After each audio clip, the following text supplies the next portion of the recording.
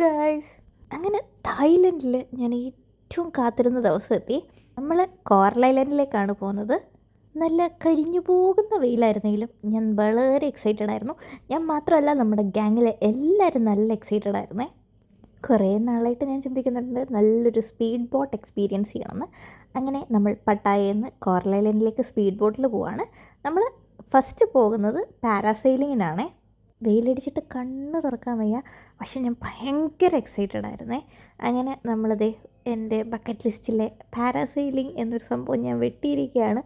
നല്ല അടിപൊളിയായിരുന്നു കേട്ടോ. പട്ടായയിൽ നിങ്ങൾ പോകുന്നുണ്ടെങ്കിൽ എന്തായാലും ട്രൈ ചെയ്തോ, വേർത്തിട്ടാണിത്.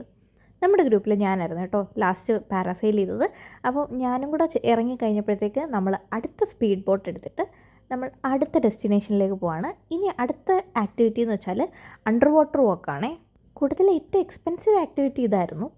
പക്ഷേ എൻ്റെ ഒരു അഭിപ്രായത്തിൽ നിങ്ങൾ തായ്ലൻഡിൽ ഇത് ചെയ്യുന്നതിൽ പകരം ലക്ഷദ്വീപിൽ സ്കൂബ ചെയ്യുന്നതായിരിക്കും നല്ലത്. അത് കഴിഞ്ഞ് വീണ്ടും സ്പീഡ് ബോട്ടിൽ കയറി നമ്മൾ കോറൽ ഐലൻഡിലെത്തിയേ.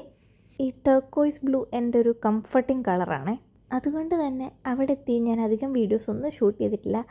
നമ്മളെല്ലാവരും കൂടെ കടലിലിറങ്ങി അടിപൊളിയായിട്ട് കുറേ നേരം വെള്ളത്തിൽ കിടന്ന് കളിച്ചു. എൻ്റെ അമ്മയൊക്കെ ഞാൻ അവിടെ നിന്ന് പിടിച്ചുകൊണ്ട് വന്ന പാട് എനിക്കേ അറിയൂ. പിന്നെ നമ്മൾ തിരിച്ച് വന്ന് ഇനി ലഞ്ച് കഴിക്കാൻ പോകണം. അപ്പോൾ ബായ്.